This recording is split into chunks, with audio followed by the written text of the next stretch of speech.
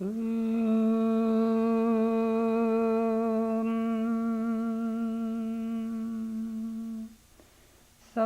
bhavatu sano bhunaktu saha viryam karavavahaye tejasvinavadhitamastu ma vidvishavahaye. Shanti Shanti Shanti. May Brahman protect us, may he guide us, may he give us strength and right understanding, may love and harmony be with us all. Peace, peace, peace be unto all.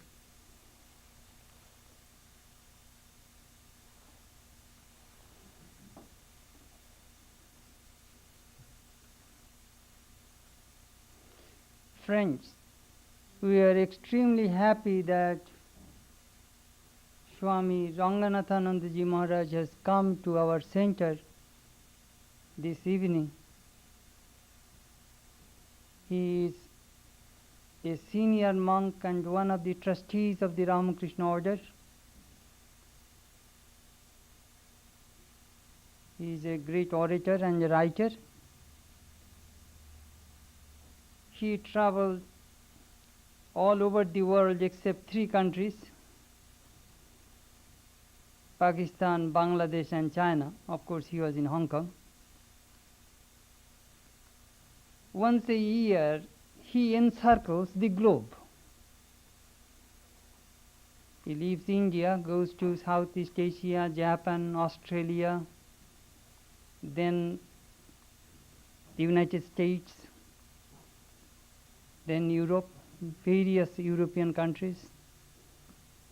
He was in Russia quite a few times.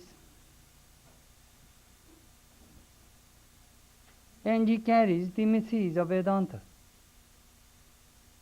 and the spiritual tradition of Ramakrishna Vivekananda. He wrote many books.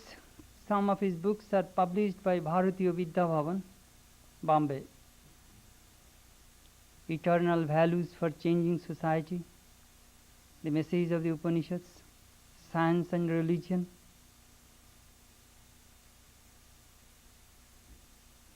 And also his travel accounts, as a pilgrim looks at the world, that book also is very popular. That also is has been published by Bharatiya Vidya Bhavan. Now his next 4 volumes of Eternal Values of Changing Society and other books are also have come out. Very soon also those books will come to us also. Anyhow, I shall not take much time from the Swami's talk. You have come, I am so pleased. And his topic tonight will be what Vedanta offers to the West. Swami Ranganathananda.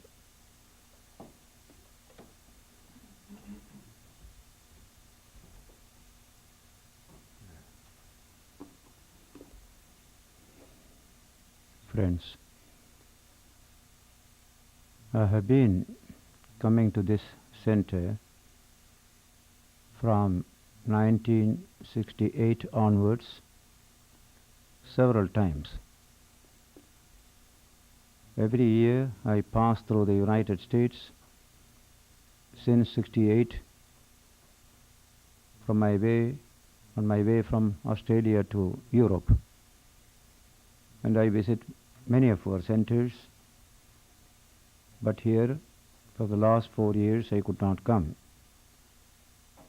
Swami Chidananda wrote to me, please include St. Louis and Kansas City in this year's tour. I gladly accepted the request, and I am here before you this evening. I left India on 3rd April, went through so many cities in Australia on invitation, then came to Fiji, Manila and Japan. Everywhere, various meetings, universities, as well as public halls, then television programs, radio programs, then in Japan, Osaka, Kobe and Tokyo, finally entered the States at Seattle, then Portland, Sacramento, Berkeley and San Francisco. In front of me there are so many towns and cities here, as well as in Holland and Belgium, East and West Berlin in Germany, and Mauritius till July 3rd. This evening, Swami Chaitananda has announced this subject, what Vedanta offers to the West. It is a wonderful subject. We consider only the modern West, that is, receiving Vedanta. But the truth is, Vedanta has been influencing the West for more than 2,500 years. The ancient Greeks came in touch with Vedanta. When the Persian Empire stretched from Greece in the west and India in the east, Indian ideas flowed through the channels of communication. And when you study Socrates and Plato, you are already in touch with Vedanta. According to various writers, including an English intellectual, E.J. Urwick, who wrote the book The Message of Plato more than 60 years ago, you find this understanding that we cannot understand Plato and Aristotle without reference to the Upanishads, the ancient Vedantic literature of India. In fact, the Greeks found Socrates outside the Greek tradition, not representing the Greek tradition. That Greek tradition dealt with the world of the senses. What lies above the sensory level, that was not part of classical Greek culture. But Socrates represented that deeper vision, that transcendental vision. The Greek mystery religions, centered in Eleusis, a few miles off Athens, were also concerned with something transcendental in man. But these aspects could not find a place in classical Greek thinking. And so, such a great teacher like Socrates was found by the Athenian state as spoiling the youth of Athens and was condemned to death. But in the teachings of Socrates, you find profound Vedantic ideas. If you were in India, you would not have been killed. You would have been honored as a great sage, because that deeper vision of man is what you find in Vedanta, in the Upanishads, and a continuing tradition throughout these 2,500 years. One such episode you can get in Plato's dialogues, from which you will realize how the Upanishads, Vedanta, speak through ancient Greek experience. When he was drinking the poison, one of the disciples there, who was also a friend of Socrates, not only a disciple, Crito, he asked a question of Socrates. How shall we bury you? Socrates smiled and said, You must first catch me, the real me, before you ask that question. Be of good cheer, Crito. You refer to this body. As to the body, do with it as you do with other people. Here you have a profound vision of human nature beyond this physical limitation, sensory limitation. An infinite divine reality is there in man, immortal. The body perishes, not the self of man, the Atman. Now that is the central teaching of Vedanta in the Upanishads. This passage in Plato can as well become a chapter in any Upanishad. So that is how from ancient times Indian thought flowed to the West. Whenever channels of communication were created by empires uniting East and West, the first such empire was the Persian Empire. The second was the Greek Empire started by Alexander himself. That also connected East and West.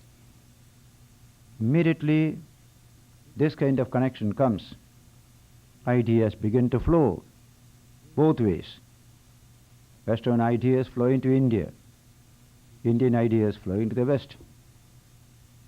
Indian ideas were particularly relating to philosophy and spirituality. Some scientific ideas did go to the West, also fables, but the greatest contribution of India to the West of that time lay in the field of philosophy and spirituality. That the soul is immortal, the body comes and goes.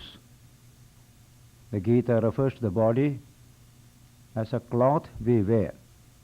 When it is old and torn, we throw it away, put on a new cloth.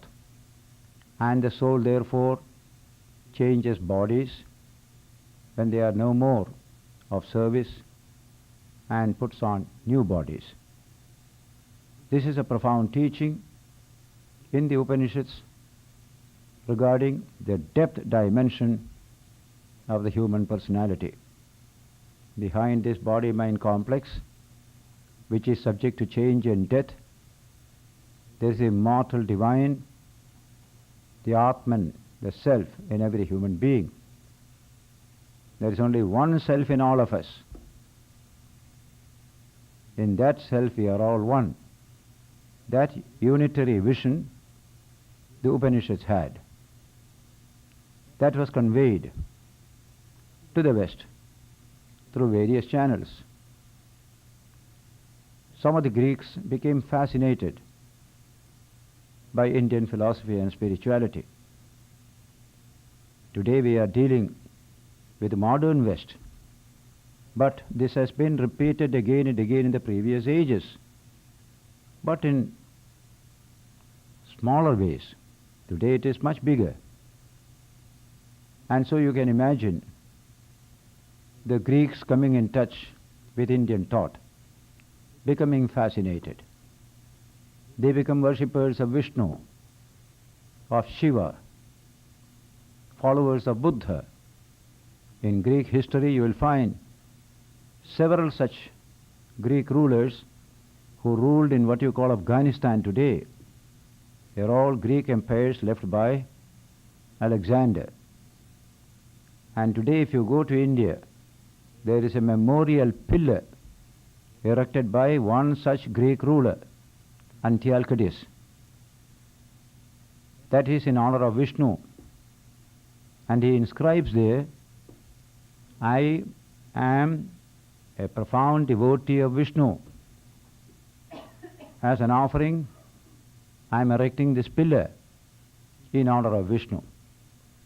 You find it in the center of India, near Bhopal area. And it was in the 2nd century BC. It is called the Garuda pillar, because that monolithic column, very impressive, is surmounted by that bird, kite, Garuda, who is Vishnu's Vahana or conveyor.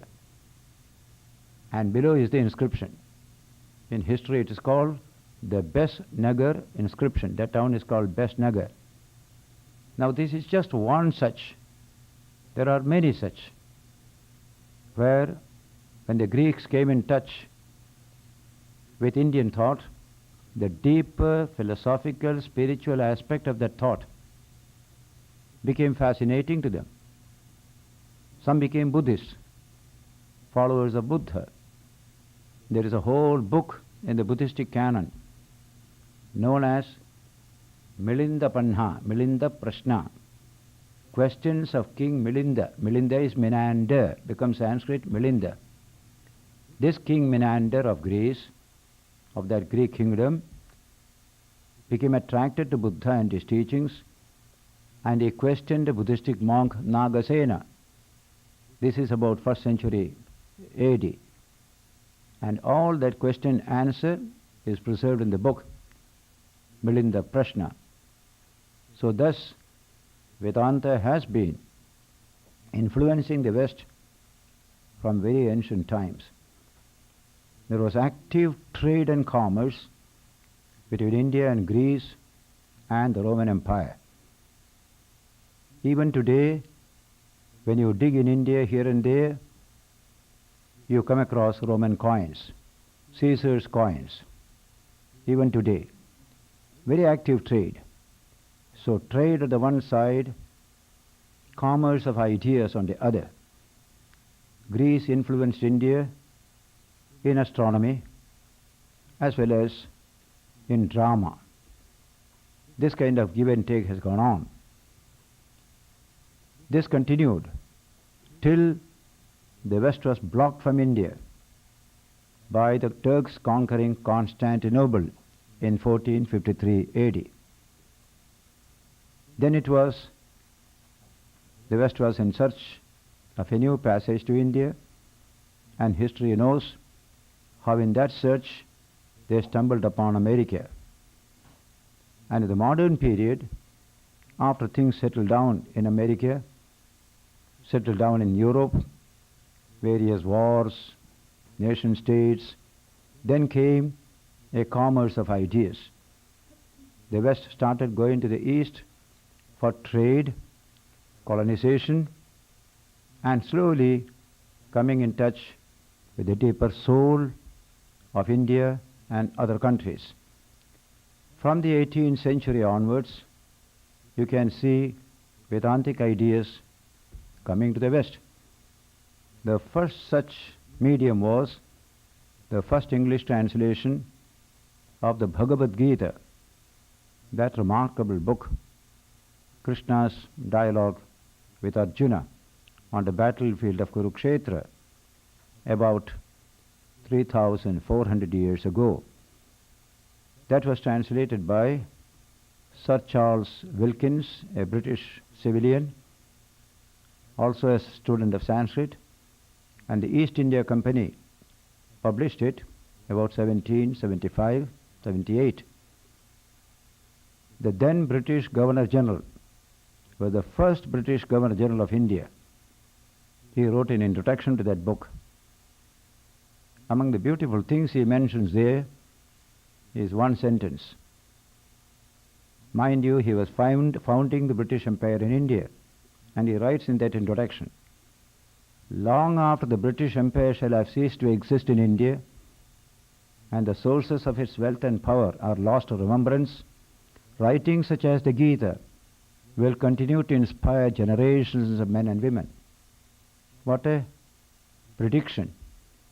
But very soon, what he predicted began to become true. The book began to influence thinkers in Germany, France, England, and that book came to this country about the middle of the last century through the great Emerson, who visited England at that time and met that British intellectual Carlyle, who had already been influenced by the Gita. And when he took leave of him, Carlyle presented a copy of the Gita to Emerson. As soon as he landed here, all his writings began to bear the impress of the Gita. He even rendered several verses in his essays into English. Deeply influenced he was by the Gita, and behind the Gita, the great Upanishads. And his other companions like Whitman and Thoreau also became deeply influenced. In fact, the transcendentalist movement of America at the time had the influence of Vedanta, especially the Gita. Thus, it started influencing, and that influence became deeper and deeper. Why these influences came? How could the Western mind accept these influences? When you read the early history of the modern period, you will be surprised to see the tremendous response of the Western mind to the Vedantic message. Why is it so? Because the West was developing in the scientific direction. In science, there is questioning, there is inquiry, there is foundation in facts. But religion in the West was extremely narrow, creed-bound. Several thinking people could not accept that kind of religion. And so they had no other way. They were shut out from all other traditions for centuries together. But in the modern period, just like in the Persian Empire or Greek Empire, when the British Empire knit various countries together, naturally lines of communication opened up, so ideas began to travel. And this time, travel very fast and very deep. For scholars in the West themselves, they became the conveyor of the profound ideas of the East to the West. Orientalist scholars translating the sacred books of the East into English and other languages of the West. Among them was Max Muller of the Oxford University, a German and a great student of Sanskrit. He has done immense services to bring these ideas from the East to the West. And not only philosophy, but also literature.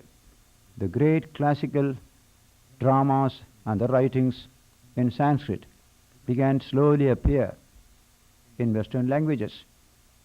One such was the famous drama Shakuntalam by the greatest Sanskrit poet and dramatist Kalidasa, 3rd or 4th centuries BC.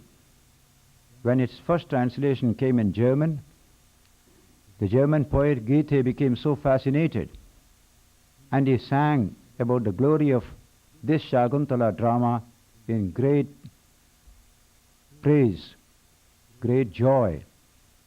Several other books also received the same response in the West at the time, and many of them felt that till now we were living in a very rigid atmosphere, a low-roofed world in which we were living, narrow, sectarian, dogmatic. Immediately they felt they were taken out of this narrow, stuffy atmosphere into an atmosphere of freedom, freedom of thinking, freedom of movement, freedom of experience.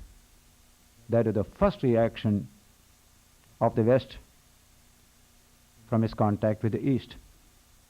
The infinite thought world of Vedanta.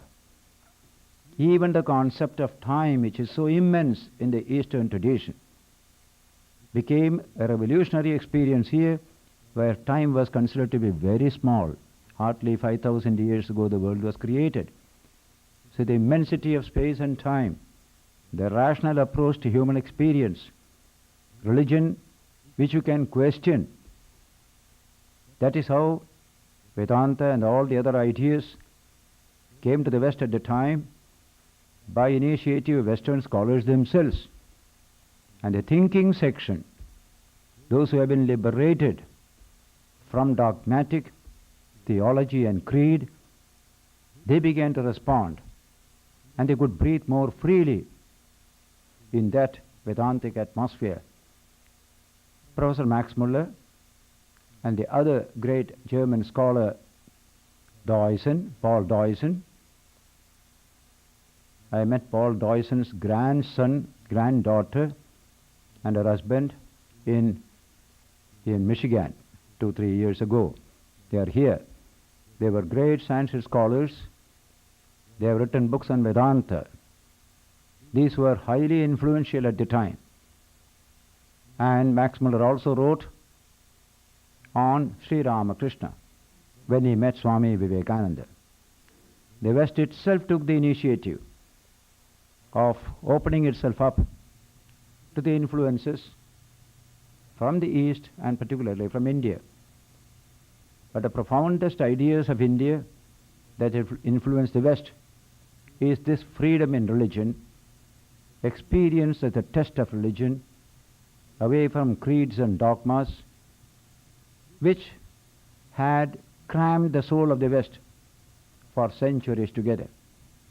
During the Renaissance, in the 16th and 17th centuries, the Western mind expanded from that cramped medieval period, find a new expansive attitude that could not be contained within the rigid traditions of the West.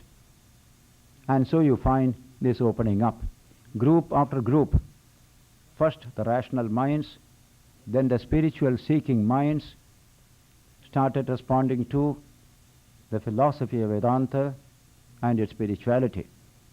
The same experience came here in America towards the second half of the last century, by which time America had settled down, industries had started, scientific developments had begun, a new American culture, an American consciousness was developing at the time, an identity of a culture and a nation.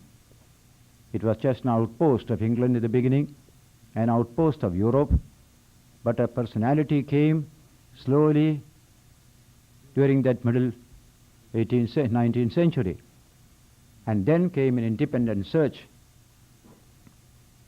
The impact of America, Vedanta on America had a special significance only because this whole nation was founded on the concept of freedom. And yet in religion there was no freedom. Politics, there was freedom. Society, there was freedom. But in religion it was rigid, orthodox. No kind of free thinking possible.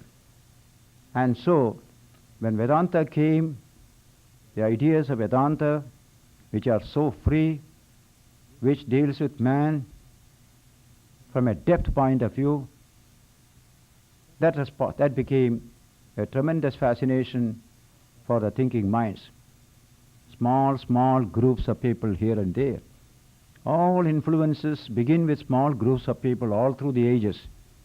When we speak of European Renaissance of the 16th and 17th century, don't think that everybody was fascinated by Greek classical literature at the time.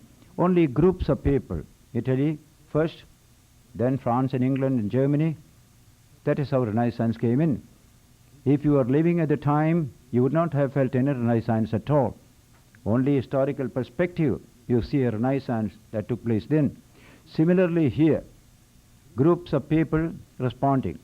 We are feeling stuffy in this atmosphere of religious intolerance, dogmatism and creed. We don't want this, we want something better. The first option is to become an atheist. And many became atheists. In Europe also the same. Give up the church, give up theology, become free thinkers, agnostics, etc. And that will not satisfy. Some faith you need. And so further such continued. But there is no other faith available here. This is all what we get. But when this became available, immediately the mind turned in that direction. This continued up to the end of the century. Mind was getting prepared to respond to to a direct Vedantic message from India. Till now it came through scholars, all Western. Directly India did not touch the Western mind. Even in the Greco-Roman period, very often it went through other sources and not directly from the Indian sources. That continued in this country also up to the end of the last century.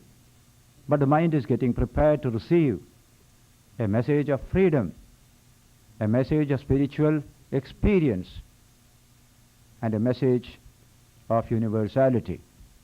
Nothing narrow, nothing sectarian, a universal vision. The whole American cultural experiment was geared in that direction. Its politics, its sociology are developing in that line. But its religion was narrow, was cramping. And so there was a struggle. So get out of it. You can see it in the writings of Theodore Parker and others of that century. That struggle to get out from what you call a Procrustean bed of dogma and creed. It's a famous story in Greek mythology. There was a man called Procrustes. He had a bed. He will ask every passerby to come and lie on his bed.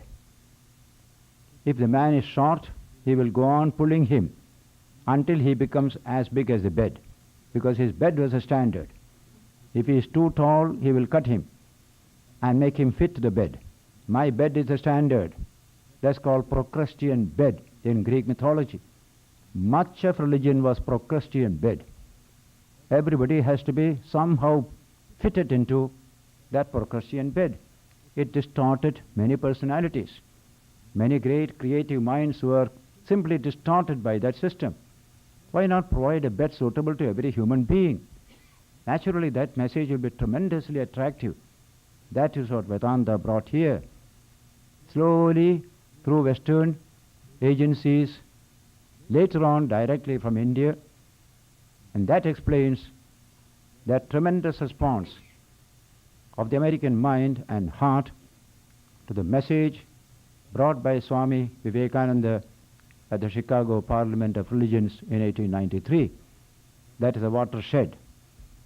India directly came with her own voice to convey this profound message of freedom, experiment, experience, a scientific approach to man's higher life, to a nation which had achieved great successes in physical sciences. That is how we can study that spontaneity of American response to the presentation of Vedantic ideas at that Chicago Parliament. When America was celebrating its 4th centenary of discovery by Columbus, they had a wonderful celebration, the Columbian Exposition, which showed America's progress in science, in industry, etc. Along with it came a Parliament of Religions. It was a wonderful thought by some of the members of the Columbian Exposition Committee. Since religion forms an important part of human heritage, why not this celebration include a great Parliament of Religions where people from all over the world, various religions, can come, present their ideas. Those few who thought in these large terms, they were certainly pioneers of a new development in both East and West. Imagine 1893. Still there was a lot of rigidity, lot of narrowness. But a few American leaders of thought at the time had that boldness. Let us expose the whole American mind to the total human heritage in religion, because it forms an important heritage of man. And so invitation goes to all the various religions of the world, sects of the world, denominations of religions. When you read the history of Parliament of Religions by Dr. Barrows, who was the president, there are 2 such books on the Parliament of Religions. You will see the immensity of the effort of those great leaders of thought to make that exposition truly historic. Over 1,000 papers were read in the Parliament of Religions, September 1893. And so that parliament became a platform for exposing the American mind to religious traditions other than what they were accustomed to till then. The Semitic religious tradition represented by various denominations of Christianity and Judaism. Nothing else we knew. But that parliament exposed the American people to various traditions of religion. They could choose a shirt that fits them. Now we have only one shirt, short or long or big or small. I have somehow to be within that shirt.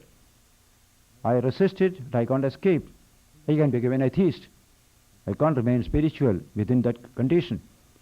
But that parliament gave this new opportunity that was slowly developing through the work of these transcendentalists.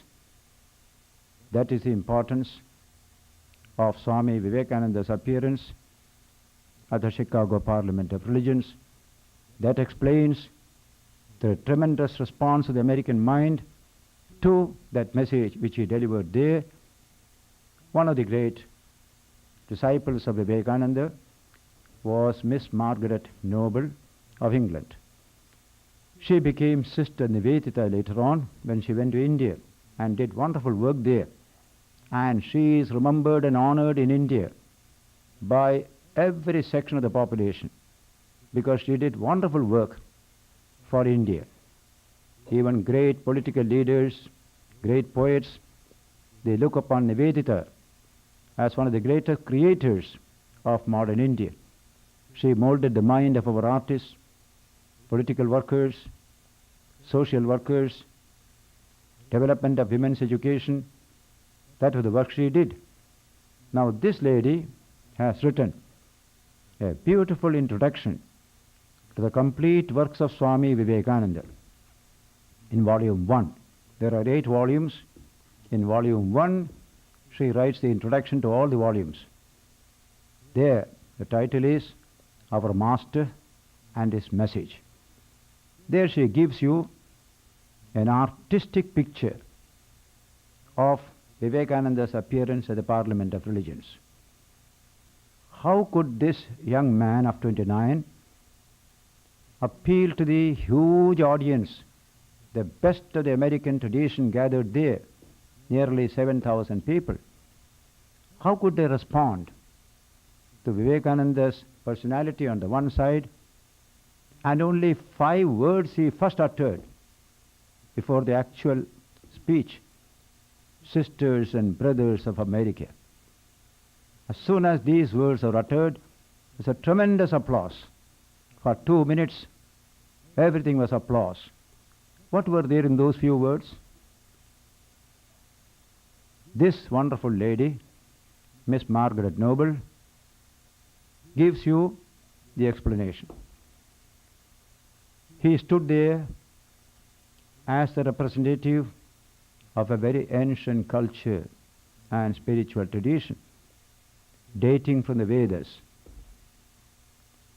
He has been a true representative of the ancient Indian spiritual culture and tradition.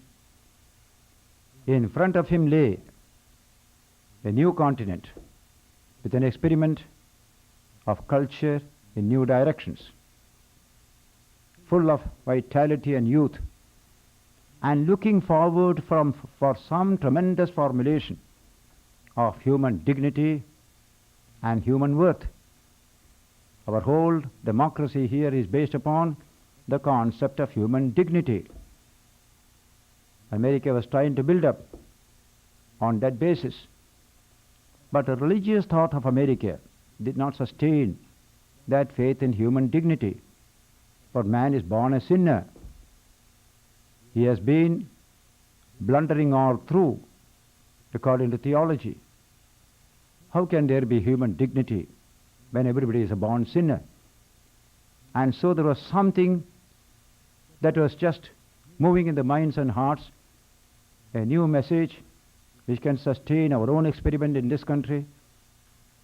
Then they looked at Vivekananda, this tremendous aspiration in the heart of a young civilization. and that is the oldest civilization.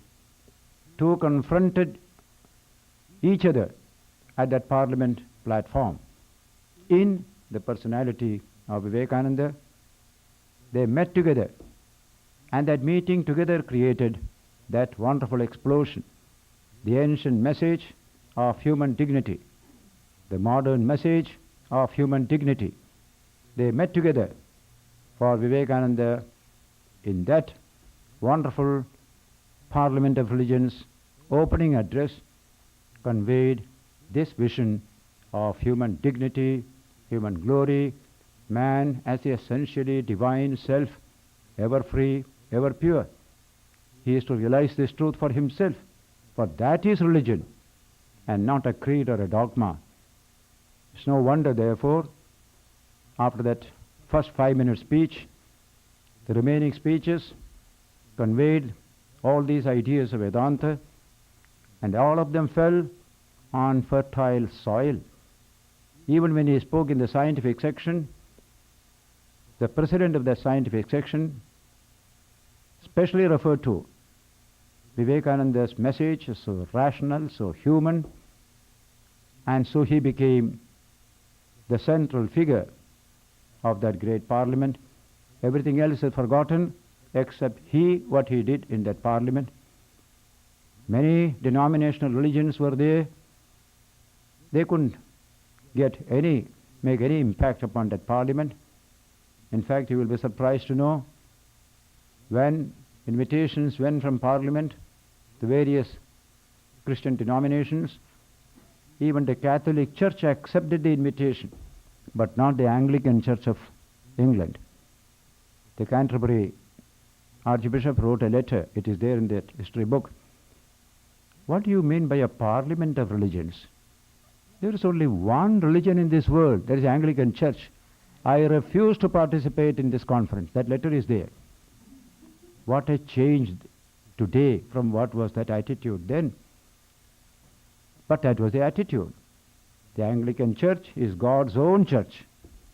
God has given all the blessings on England because big empire, money, power, everything is there. That is the way you judge a religion. How much money you have. That is the condition at that time. So that letter is very interesting from that point of view. But see today, after nearly 90 years or 85 years, I went to England, 76.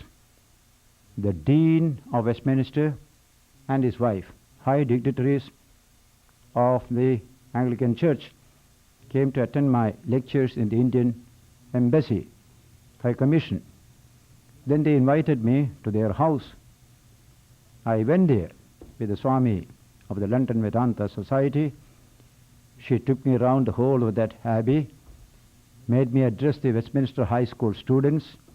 Then we sat for conversation and for tea. And this is the first thing they said, both of them, husband and wife. Swamiji, we are reading now the Gospel of Sri Ramakrishna. What a wonderful book. They were spiritually inclined. They were not just institutional religious people. So they felt tremendous inspiration in that book, the Gospel of Sri Ramakrishna.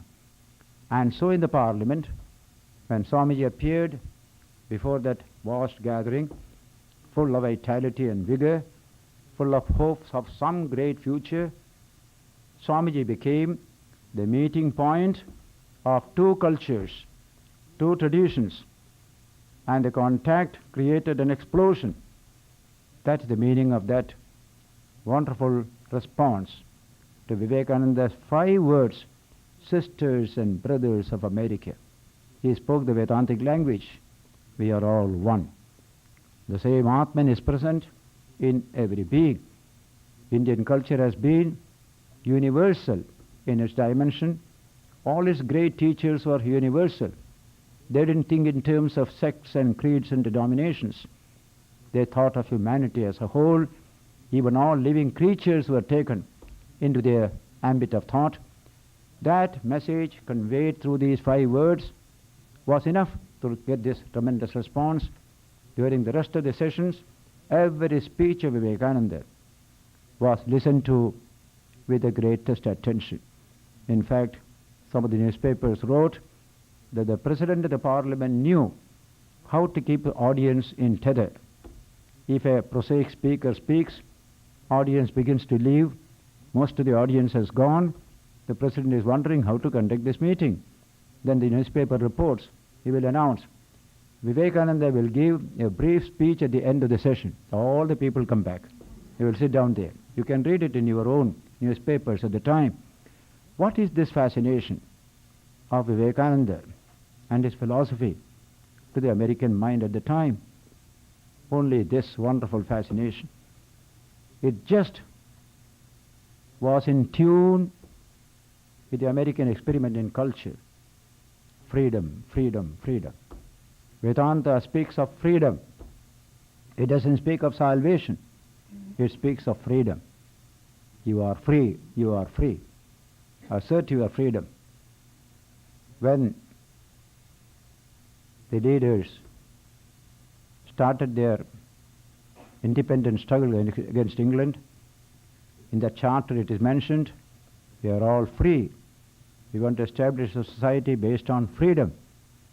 That's why America fought against England, it declared independence. That freedom cannot be parceled out in various sections. It cannot be restricted from areas of life. It must be universal. Vedanta brought that message of freedom. Freedom physical, freedom mental, freedom spiritual. That is the message of Vedanta. In many lectures, Swamiji referred to this. The Upanishads preach to me from every page two great ideas. One, freedom. Second, fearlessness. This is the great message of Vedanta. In no other literature, Vivekananda said here, will you find these two ideas so prominently. Every other religion contains not freedom, but bondage to dogma, bondage to authority. Here, freedom to think, freedom to experiment. Then, the second message is fear. Much of religion is fear, whereas Vedanta says fearlessness. Abhayam is the great word in Vedanta. Be fearless, be fearless. True religion leads you to fearlessness. What a wonderful message for a people like the people of America at that time, young, vital, vigorous, themselves developing a philosophy of fearlessness, getting confirmed in it by a profound message which is Vedanta. So first, freedom. Second, fearlessness. Third is equality. A tremendous message coming from Vedanta. The same Atman is present in every being, in its integral wholeness. One of the lectures in America on Vedanta, Swamiji gave, in that he pointed out the kinship of Vedanta with American democracy. He said, you had a king in George III. You obeyed him. Then you felt, that won't do. Why should I bow down to anybody else? I shall be free. We fought against King George III and declared our freedom and established a republican democracy here. Then what happened? That sovereignty that was centered far away in England in one person, you took away that sovereignty. You didn't destroy it. You scattered it among the millions of American citizens here. That's the meaning of republic. That's the meaning of democracy. That is exactly what Vedanta says. Praying before a God sitting in the sky here and there, full of fear, that is not philosophy, that is not religion. That sovereignty is centered in you, in every one of you. That is Vedanta. You will be surprised to know, in one of the Upanishads, there is a wonderful teaching, so modern, so inspiring. That is the Brihadaranyaka Upanishad, where the teacher says, addressing all humanity, don't remain a cattle to the gods. Don't remain a cattle, a creature to the gods, worshipping this god and that god here and there. You are a creature, like any animal. Don't remain so. You be free. Why should you bow down to any god here and there? That God is hidden within you. That sovereignty is your own self. And so in that passage, the sage says, like a cowherd having a number of cows, he protects all those cows because they are his property. He lives on them. And if a tiger takes away one of the cows, the cowherd is very much upset. Similarly, the gods want men and women to be slaves, to be creatures. Don't strive for freedom, because they will go beyond you will go beyond their control.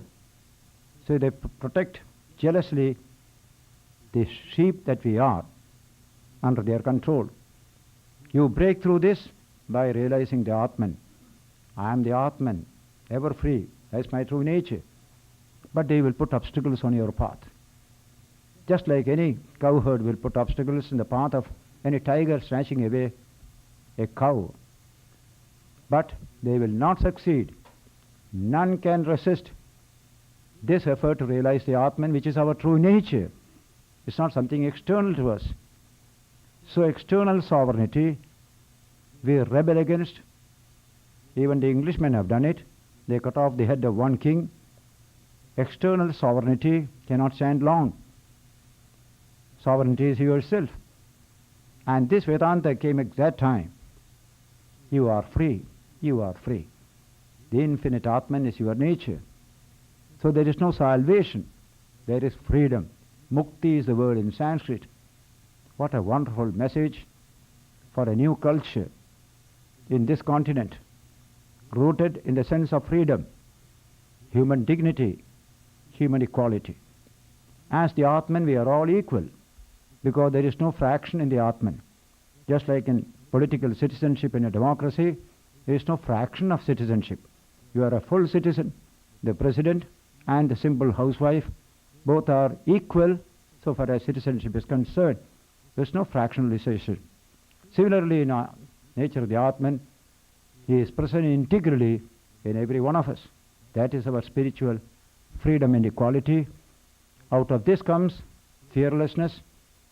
The great message of Vedanta is fearlessness. Which enlightened mind will not respond to a message of this nature when they have only a religion of fear, of temptation, a religion which says you are good for nothing, you are a sinner? In that parliament, Swamiji brought this wonderful message of cheer and hope to people here, quoting one verse from the Upanishad, Shvetashvatara Upanishad. When a sage discovered man's true nature as the infinite Atman, ever free and ever pure, he stood up and proclaimed it to all humanity, not for a group or section. That verse he quoted and translated, and it created a tremendous impact upon the audience at the time. Shrinvandu Vishve Amrutasya Putraha Aye Dhamani Divyani Tastuhu Vedahametam Purusham Mahantam Adityavarnam Tamasah Parastat Tameva Viditva Atimurtimeti Nanya Pantha Vidyate Ayanaya. The sage addresses the whole of humanity as children of immortality. You are not children of mortality, not children of sin, not children of delusion. You are children of immortality.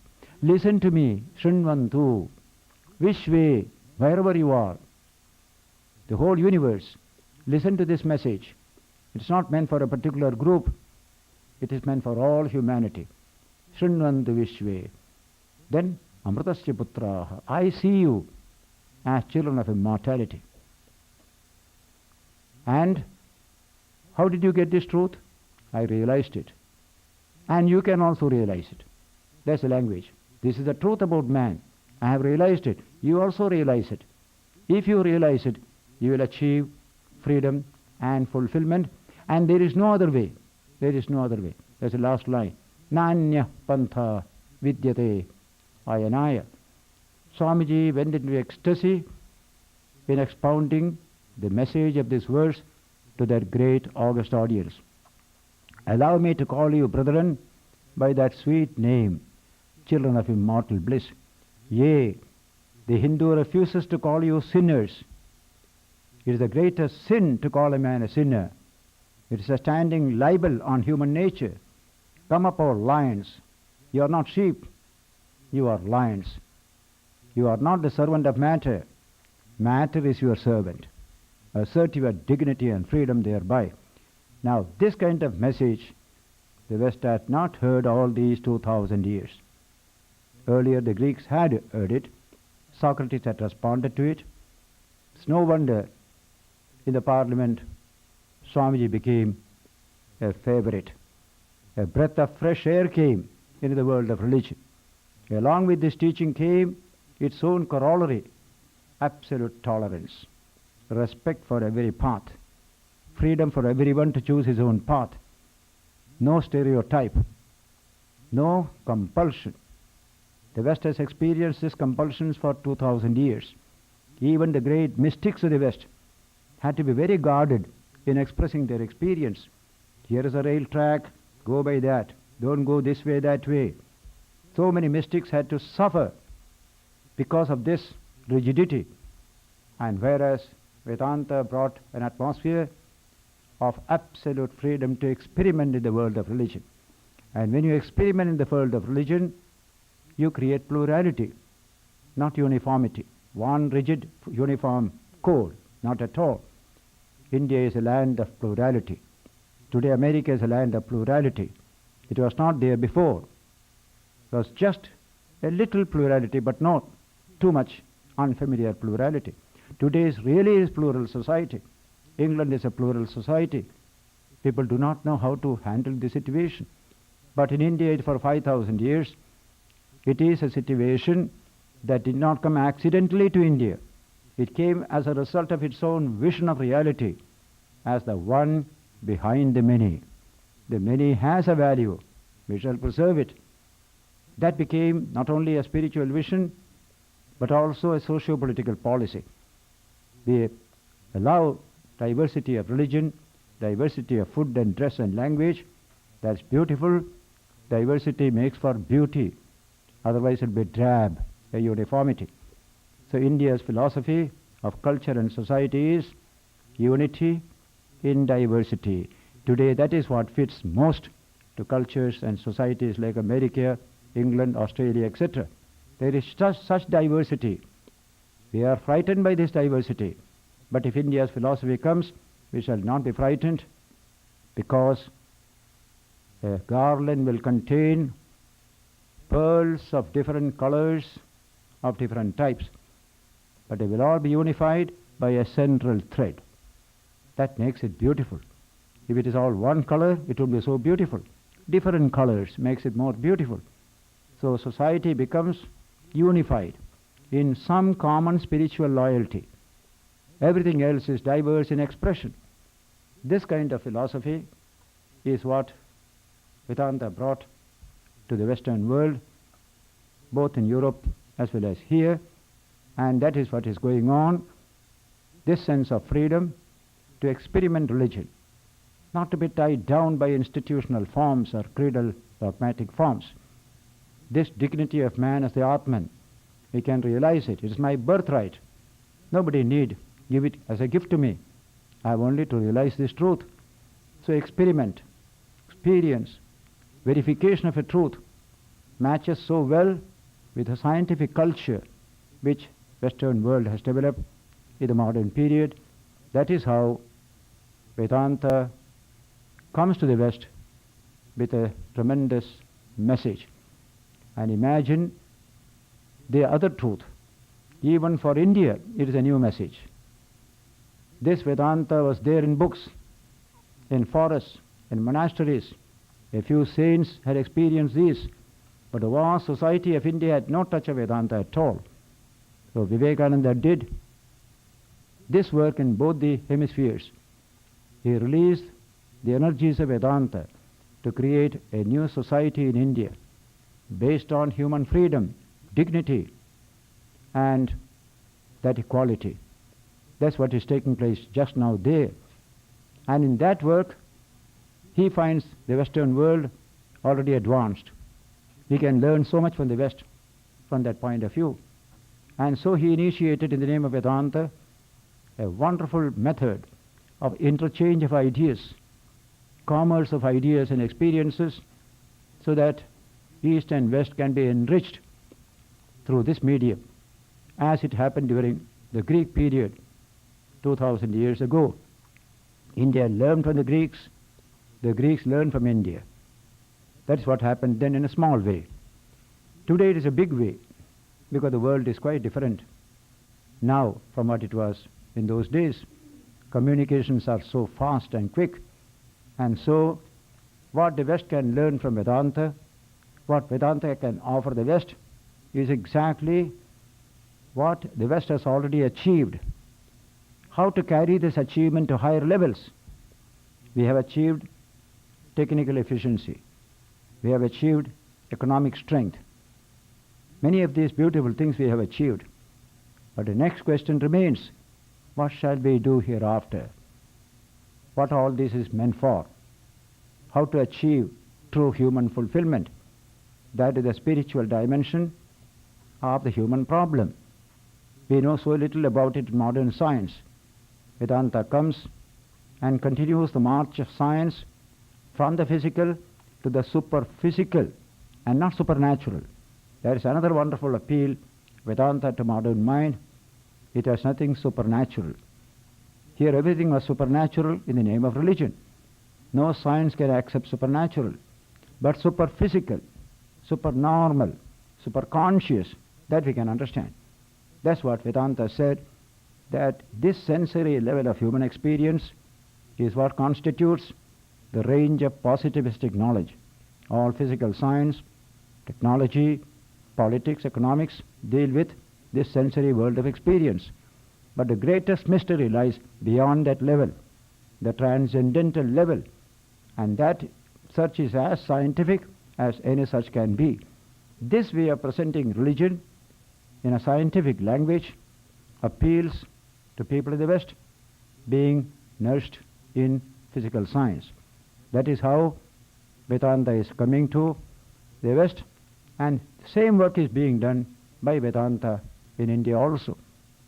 Banishing superstitions, weaknesses, developing strength and confidence, developing the awareness of human dignity and worth. It is doing immense work in India as much as in the rest of the world. This is the situation in which we are placed today. There is so much to go in front to achieve total human development and fulfillment. A mankind awareness, the unity of all existence, which is the teaching of Vedanta. That unity is slowly coming.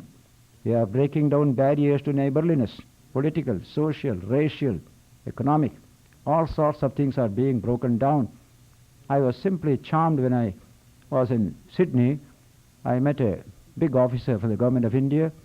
He is the Controller General and Auditor of the government of India, very high dignitary. He has come there, he came to my lecture and told me, what is the matter? We are having an international conference of all Auditor Generals of the whole countries of the world. What a beautiful idea. Putting our heads together, unity of the whole world. This is the modern period. Sponsoring it is this philosophy of Vedanta, which proclaims the fundamental unity and solidarity of all that exists here. That is his profound message. In that direction, we have to take international politics, international sociology, international cultural activities in that direction. Vedanta will stand sponsor and bless every such effort. That is the supreme relevance of this most ancient philosophy to the most modern period.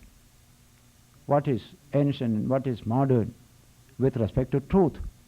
Truth is always modern, though it is ancient, because truth never changes. It is the same truth, 2 plus 2, 4, for Greeks and for us today. For East or West, there is no difference at all. So when spiritual truths are truths, they do not age. They remain fresh. That is the nature of Vedanta, containing a few profound spiritual truths about man, his life, and his destiny. that appeals to all thinking minds in all ages. But its greatest work is in the modern period, when the whole world has become its audience. That is the Vedanta which, when I go to communist countries, when I speak about Vedanta of this type, I don't find any resistance at all. It's a wonderful philosophy that the divine truth is hidden in a very human being, not somewhere outside, and we can realize it, we can unfold it. That is the whole of science or spirituality. Along with physical development of sciences, we need this spiritual science to make man truly free, truly fearless. That's why it appeals to humanity everywhere. I'm very happy to be here for this evening. Tomorrow I go to Kansas. There is Vedanta Society. A similar meeting is there, then Dallas. Then of course to Chicago, Ganges, Detroit, Boston, Providence, New York. Flying to Amsterdam on 24th of this month. Also to go to East Berlin, Communist Berlin, every year in the Humboldt University, as well as West Berlin and West Germany, and the island of Mauritius in southern Indian Ocean. That's the program ahead of me. I'm very happy to be with you once again after nearly 4 years. Thank you all.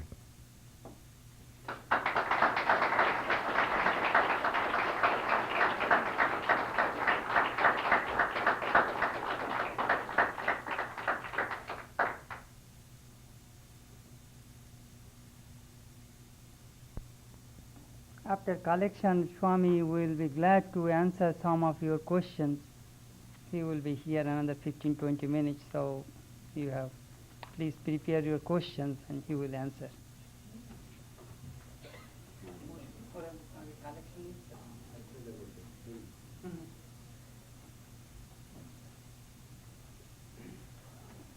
Swami was to screen a videotape this evening, but for want of time, he has put it for Tuesday evening. And there's very important video which I saw in Sydney in Australia. It is made by the BBC. It's called Sea of Faith. Man searching for faith through various channels, narrow, sectarian, violent, like today's fundamentalist violence, all that is handled there. But finally, he finds Swami Vivekananda's message, the most relevant to the modern period, and he says, Swamiji combines two great urges in modern minds. One is mysticism, the other is humanism. These two become beautifully harmonized in Vivekananda's great philosophy, Vedanta. About 50 minutes film. I saw it in Sydney. I was deeply impressed. It's highly educative. They gave me a copy. They took copies in Manila. They took copies here in San Francisco. And there was difficulty also because of different frequencies. Somehow they managed it. And so I could get a copy here, and I am taking it to Holland and other places that Swamiji will be showing on Tuesday evening. It's an education by itself. Yesterday they showed it in Berkeley after the talk there. Whole hall was full of people. It's a real education. Sea of Faith, BBC film. You can now ask questions to Swami, whatever you want to know about Vedanta or science. Yeah. Swami, in your lecture you went to Renaissance, about the time when people were faith. And then you went all the way to almost all the way to in between, we see the revolutionary thought about the time we live in. Roger Bacon, the founder of modern science, was about that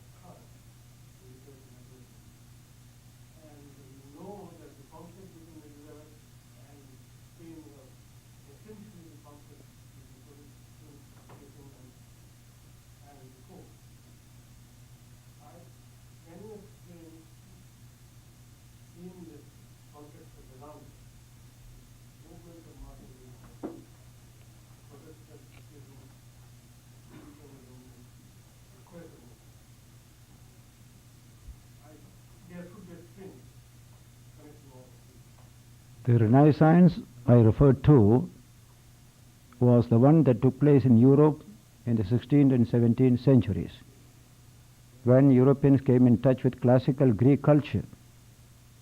They could come to intimate contact with that culture because when the Turkey invaded Constantinople, many Greek scholars scattered. They went to Western Europe. They brought this culture. That created a ferment because there is so much of rational thinking in the Greek culture and a touch of humanism. And here there is so much of rigidity of the church and dogma. That created a ferment. That ferment took more than a century to find expression. The creation of modern West is the product of that Renaissance. But I can also tell you the prediction of Schopenhauer, the famous German philosopher of the last century. He will be featured in that film which we will be seeing on Tuesday. He said Europe experienced a renaissance in the 16th and 17th centuries when it came in touch with classical Greek culture. But it will experience a much more pervasive renaissance when it will come in touch with the ideas of Sanskrit literature. When the profound ideas hidden in Sanskrit become available to this part of the world, he says you will have a much bigger renaissance. That was his prediction. We are seeing it slowly getting implemented in this modern period after about 140 years. This will affect all aspects of life. Rigidities of religion are slowly giving way to dialogue between religions. There's a tremendous experience of the modern period. It was never there before. It comes as a fallout from Swamiji's last para of Chicago Parliament address. And he said, I thank America for holding this great parliament of religions.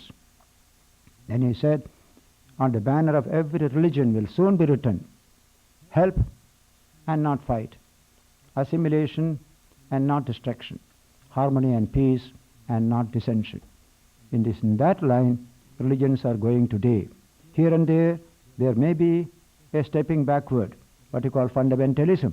That is just an occasional experience only. It's not in the main line. That will be overcome later on. A forward thrust of harmony and cooperation by emphasizing the spiritual dimension of religion, not the ethnical dimension of religion, do's and don'ts. Many, many people are seeking today for the spiritual dimension of religion.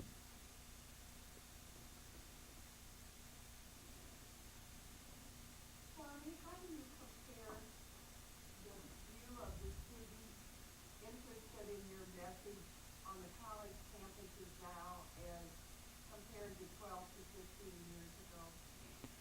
At that time, there was a tremendous movement which we now call the hippie movement, because there was the Vietnam War.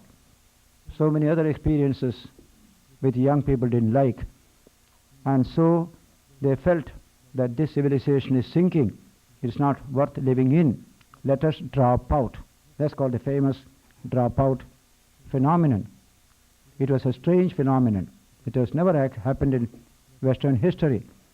But when I spoke here at that time, I was here at that time, 68, 69, I spoke in the Kalamazoo University on this very subject, Indian culture and American counterculture. That is the language used at that time. I spoke on that occasion, so many hippies were present. I said, this dropout movement is something new to you, not to us in India. We had it for 4,000 years ago.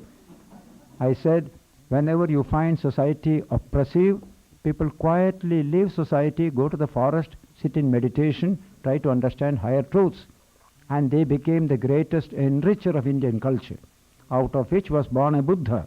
He himself was a dropout, I said. The audience was laughing. Buddha was a dropout. I am also a dropout, I said. But the difference is, you know how to drop out. You don't know where to drop in. That we know. That is what is coming today. We know where to drop in. At that time, many dropped out. Where to? Drugs, sex, and crime. A few only could find their way to the right direction. All the rest was lost their way. That's why many of the hippies are driven out from Nepal, from Goa and other places, because they become a nuisance. So dropping out is easy, but without dropping in, dropping out has no meaning. That complete philosophy is provided in Vedanta today. Whenever you feel irksome, this kind of social life, full of obligations, you visit a person and you must return the visit, all sorts of oppressive social rules and regulations, you feel it is compressing your spirit. Then you'll say, free. Go out, be free. You can become absolutely free. There is such a life possible.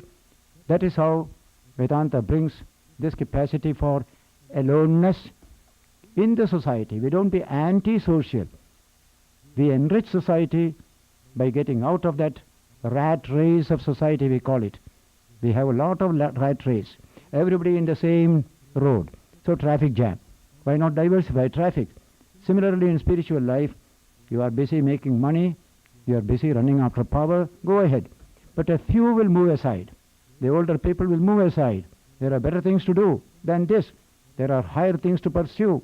In this way, Vedanta brings a new message of adjustment in society, natural, spontaneous adjustment. I have finished with it. I will seek something better. That's a beautiful idea. I have neglected this spiritual life all these years. Now I have time, I have opportunity. Let me develop it that way. That is how I say, even yesterday I spoke in San Francisco, the same thing. This Western society, and particularly American society, is ripe for the greatest spiritual development on a collective scale, because the background is very clear. The economic conditions are very stable. You have got a firm ground behind. You can fly. As I said, an aeroplane cannot take off unless the ground is firm. Our ground is firm. We can take off. We must know how to take off. What is the nature of the takeoff? When that is known, here, old age will become the happiest period of a man's life. Today it is not so, because we are running the same road, a traffic jam. Vedanta will help us to understand higher dimensions which man has to pursue. The spiritual, they are not something moony, something far away in another world, not at all, here and now, before this body falls away. Let me realize this profound truth. That is how we shall have a new type of old age. Happy childhood, happy old age. In between comes land of age of struggle.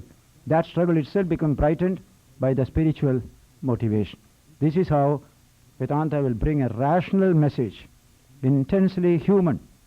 And these countries are fittest for going in that direction. India has much longer road to go.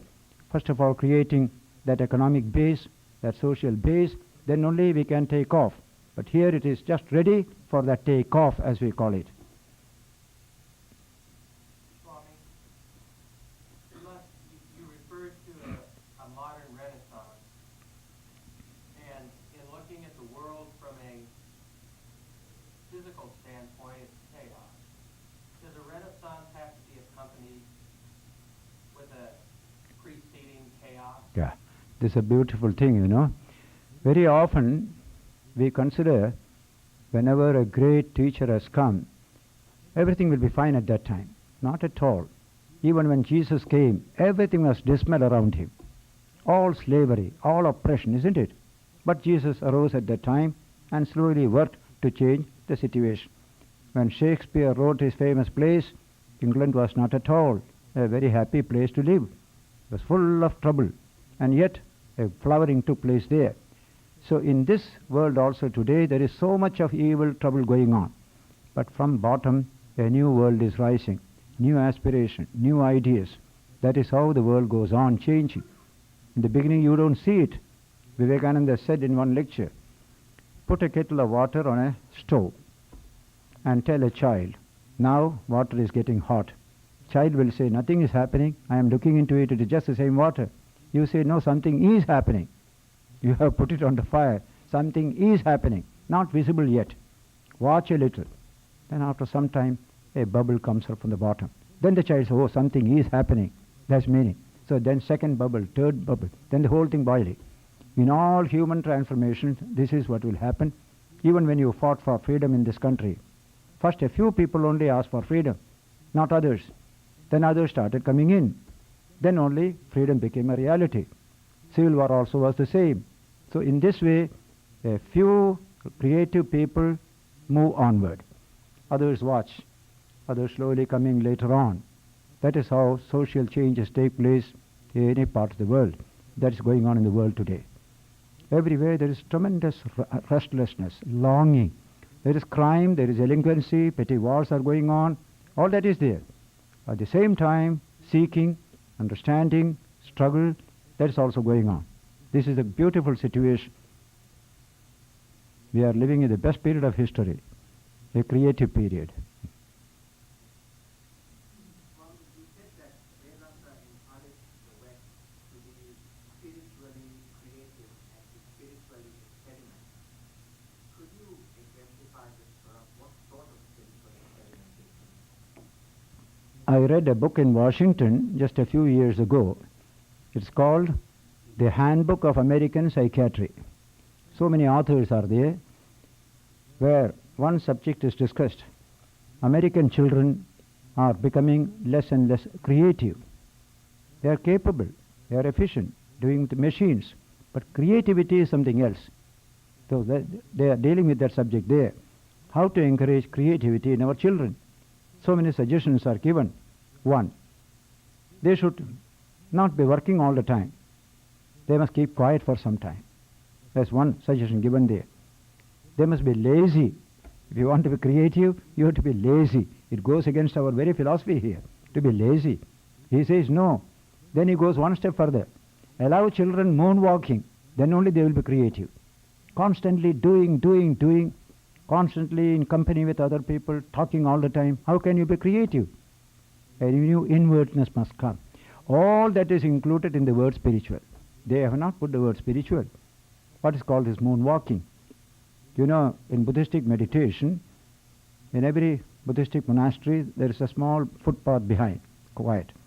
A monk will walk up and down in meditation, just walking up and down in the midst of nature in meditation. Now these are all nurseries of creativity.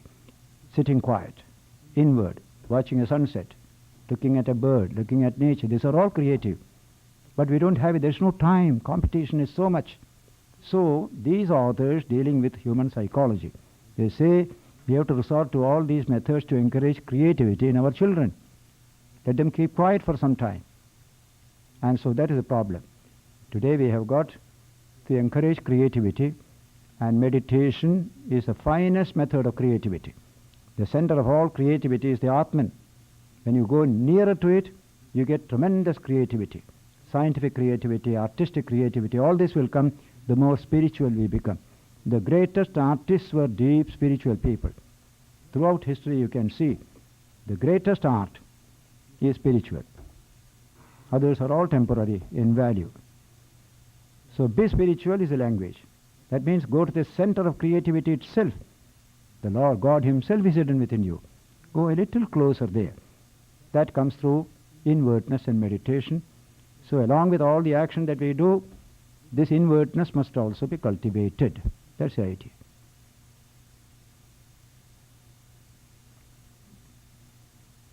There is a book called Tao of Science, written by an MIT scientist, Chinese scientist. The first two sentences I found very interesting. He begins the book by saying, when there is nothing to do something, says America. When there is nothing to do nothing, says China. If there is nothing to do, what should I do? Why not keep quiet? Keep quiet also is a great value. That's a wonderful idea.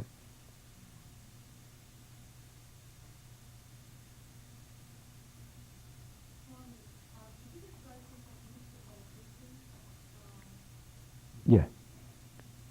It is a remarkable discipline or science which developed very early in India. It's called pre-Vedic Indus Valley civilization. 3,000, 4,000 years ago, they have an image of a god sitting in meditation, surrounded by animals, tame and wild. That is the first picture you get of all culture, this idea of meditation. This becomes developed later on in the Upanishads and in Buddha, in later literature. What does this meditation mean? Our minds are scattered when we work, scattered on 1,000 things. When we go to bed and sleep, everything is gathered. This is the normal experience of man, a scattered state and a gathered state. But when you go to sleep and you return, you are the same person. If a fool goes to sleep, he returns only as a fool, nobody better. If a wise man goes, he returns as a wise man. But they discovered a new state in which you are conscious and you are not asleep. You are alert, you are awake, and yet you are scattered, you are gathered. That state is called meditation. When the entire sensory energy system becomes calm, when the mind and reason become calm, a wonderful state ensues. That state is called yoga. In that state, something deep within you becomes manifested. This noise of the world will not allow it to manifest. So we silence the mind, silence the senses. Then something great will happen. That's how they practiced meditation, developed it into a scientific technique. The deeper you go, the more extensive becomes your sympathy and understanding. Because the deeper you go, the more wider becomes the reality that you realize there.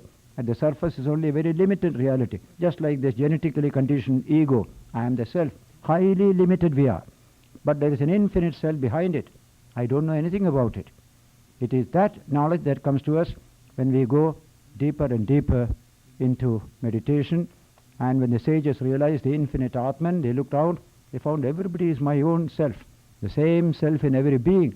That kind of wonderful humanistic and universal impulse came out of that meditation. So today we need this technique of meditation along with all our work that we do. The quantity is not essential. We may have 6 hours of work, but we need only 1 hour of meditation.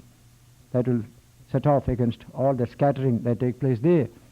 So the second scattering after the gathering will be a different type of scattering, a controlled scattering. You are free. You are fully the master of the situation. That's the idea of work and meditation, impact on work. Work becomes more calm and steady, less exciting, less tense because of that meditation. Emerson has conveyed the message of the Gita, a particular verse, in a famous passage in his essays. He says, the men and women that we see in ourselves do not bear the impress of men and women. We are dragged through the world. We are harried, wrinkled, anxious. We all seem but the hacks of some invisible riders. How seldom do we behold tranquility. There is a famous passage there. Then he renders a verse of the 4th chapter of the Gita into a beautiful English sentence where he says, when we are in the crowd, we are lost in the crowd. When we are alone and peaceful. But the ideal man you see, who can work with his hands in the crowd, keeping his head in solitude. This is the capacity we have to develop. That is where inwardness comes in. Meditation comes in. A meditative person can be a very good worker without any fuss. Fussy work is inefficient work.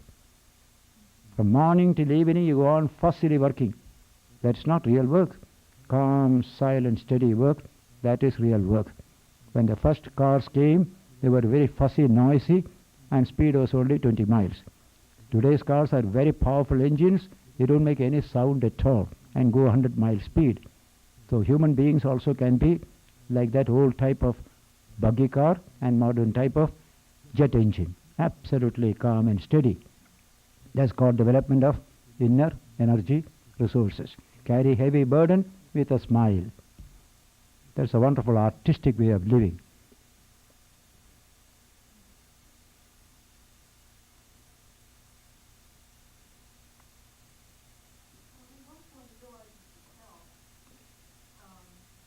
The next question is,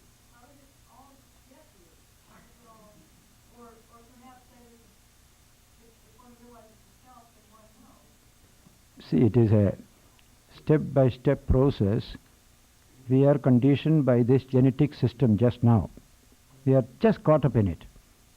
And today's biology tells you human evolution is marked by your detaching yourself, your psyche, from this organic system and expanding it in love and concern for other people. See the wonderful language. Detach the psyche from this single organic system. Feel oneness with millions of organic systems. That is the beginning of spiritual development. They call it psychosocial evolution. So when we do so, we expand, we grow. We are not that limited tiny creature that we are just now. That's why spiritual development is a development into a largeness, a fullness. Something infinite is stirring in you that is stifled by the tyranny of the sensate and the quantitative. Get rid of that tyranny. Then you manifest your own infinite nature.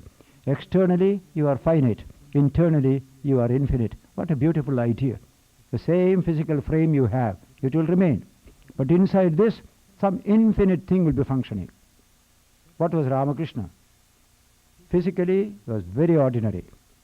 Culturally, he was limited by language, understanding, etc. But inwardly, he was infinite. This is language of Roma, writing on Ramakrishna, in his life of Ramakrishna, a word to my Western readers. I am quoting the sentence. He said, Ramakrishna's external life was set in a very limited frame, far away from the currents and cross-currents of the contemporary world. But his inner life embraced the whole multiplicity of men and gods. He embraced in his inner life you and me and millions of us. What is the nature of that development? That is the spiritual development. Outwardly ordinary, inwardly extraordinary. And this is a profound message for modern civilization. When I was a schoolboy, our teacher one day said in the class, and what he said went deep into my mind, I don't know about other students. He said, boys, what we need is plain living and high thinking, he said. It went deep into my mind. It's a wonderful idea. Plain living and high thinking. What we have today is high living and no thinking. Not even plain thinking. Just the opposite, you know. What we are is what we are. Nothing more in us. Look at Sri Ramakrishna. So ordinary externally. Inwardly extraordinary. He touches you, he touches you, he touches you. Everyone he touches by his inward spiritual development. That is real greatness. And man alone can achieve it. Man alone can go beyond the limitations of this physical system. Assert it, that's called being spiritual. Expansion is the word, expansion. I don't think expansion can be understood as we now understand it. Physical expansion, even intellectual expansion, there's a limit. Physical expansion, a baby is 7 pounds at birth, then you become 200 pounds. More than that we don't want, isn't it? 400 pounds, we don't want anybody to expand physically. Similarly, mind also. You can't stuff the brain with all the information. You commit to memory the entire telephone book in your brain. What's the use? You can refer to that outside. Train the mind to scout for truth. That's all what is needed. But real expansion is spiritual. Your sympathy, your understanding expands. That's the meaning of the word Mahatma. You saw the Gandhi film. What is the greatness of Gandhi? He was Mahatma. Mahatma means whose Atma was infinite in dimension, not confined to this genetic system or the skin. So everybody must be a Mahatma in that sense. That's the meaning of the word Mahatma in Sanskrit. Maha Atma. Maha means big, expansive. So every child must become Mahatma. Then no violence can come. No evil can come. That's why the spiritual life today is nothing but evolving into the higher dimension where the psyche becomes expanded into infinite compassion. That's the way of human development. That's the best education you can give to children today. Ask them to expand beyond the genetic system. Feel for others. Use your strength to serve other people. Feel that you are one with them. You can banish all crime, especially juvenile crime, when this teaching goes to our children. This was the subject of a speech in Tokyo when I was given a lunch reception in the American club hotel. About 80 people were there. They wanted me to speak on care of children in modern society. There I made this particular observation. Put a child on the road of his infinite evolutionary march, psychosocial evolution, sympathy, understanding. That's all what is needed. We don't do it today. We confirm him in his own genetic limitation, the tyranny of the sensate. Therefore we create an unhealthy society. So Vedantic message is very clear. March on, march on. And man's march is not physical. You can go to Himalayas, you can go to even to the neighboring stars. That's not a real march. An inward march is there to your own center of being, which is the center of the whole universe. The more inward you become, the more capable you become of digging affections in other people. The ego can never do it. Ego is a billiard ball, says Bertrand Russell. It only collides. Deep, the self can enter into other people. So Ramakrishna could enter into you because he could enter into deep into himself and discover the infinite that is there. All great spiritual teachers belong to that category. And every one of us must be somewhere on that road of psychosocial evolution. 1 step, 2 steps, 3 steps even. That is the idea of spiritual growth.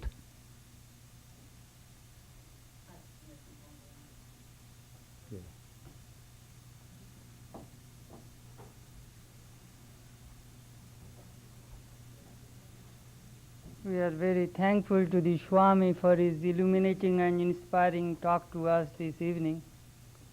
Thank you, everybody. Good night.